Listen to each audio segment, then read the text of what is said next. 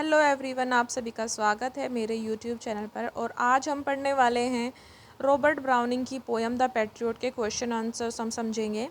पिछली वीडियो में हमने जो है डिटेल्ड एक्सप्लेनेशन किया था द पैट्रियट पोएम का, जो कि रॉबर्ट ब्राउनिंग की एक ऑप्टिमिस्ट जो है पोएम है। आज की वीडियो में हम क्वेश्चन आंसर पढ़ते हैं। Question 1 is who is the poet of this poem. तो मैं बता चुकी हूँ, द पैट्रियट पोएम हम पढ़ रहे हैं और इसके जो राइटर हैं वो हैं Robert browning. Why did the church spires flame? The church spires seemed to be flaming as there were red flags on them. तो जो चर्च की हमने पढ़ा था कि जो चर्च है उस पर ऐसा लग रहा है कि जैसे ऊपर जो है झंडे जो फहराए गए हैं कि जैसे आग की लपटें जा रही हों। तो ये मैंने आपको समझाया भी था, बताया था। पिछली वीडियो आपने देखी तो आपको ज़रूर समझ आएगा। जो चर्च है उसके ऊपर जो गुंबद हैं वो ऐसे लग रहे थे, गिरजाघर के गुंबद, कि जैसे मतलब कि फ्लेम्स, आग की लपटें जो हैं वो मतलब उठ रही हों। तो वो ऐसा लग रहा था क्योंकि जो रेड फ्लैग्स थे ना वो वहाँ पर ऊपर जो है टांगे गए थे। Why did the air brake down into a mist. तो यहाँ पर क्या कि वातावरण कैसे गूंज उठता है। The air broke down into a mist with the sound of bells. जो घंटियों की आवाज़ होती है उनकी वजह से जो है ऐसा लगता है कि जो वातावरण है वो गूंज उठता है। How is the patriot led to the scaffold. The patriot is led to scaffold with his hands tied in his back. मतलब जो देशभक्त है उसको फांसी के तख्ते तक कैसे ले जाया जा रहा है, तो उसके हाथ बांध कर ले जाया जा रहा है।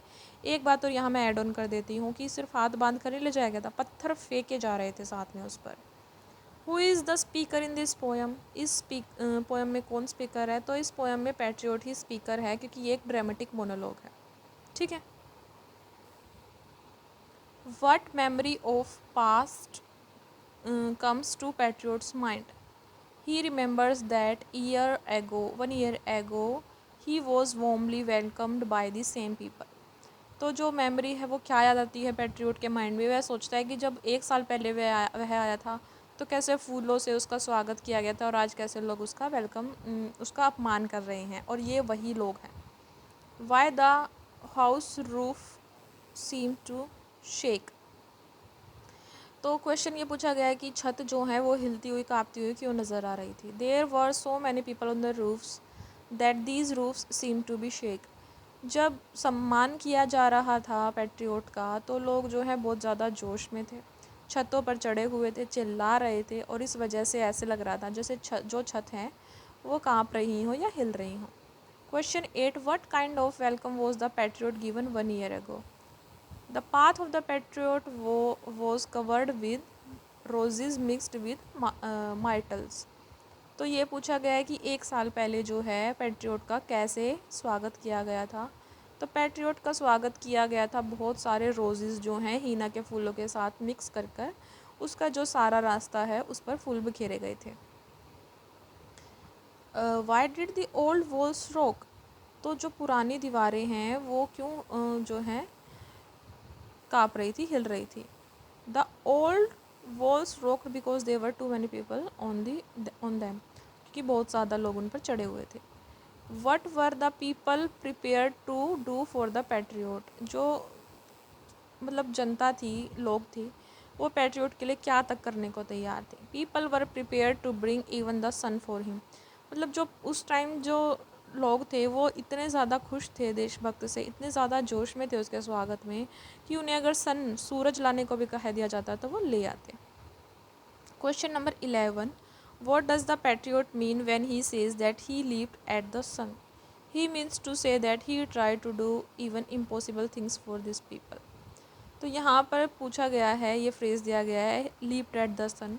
तो इसका क्या मतलब है? इसका मतलब है कि उसने जो हो सका वह उसने किया, असंभव चीज़ें भी उसने अपने लोगों के लिए की।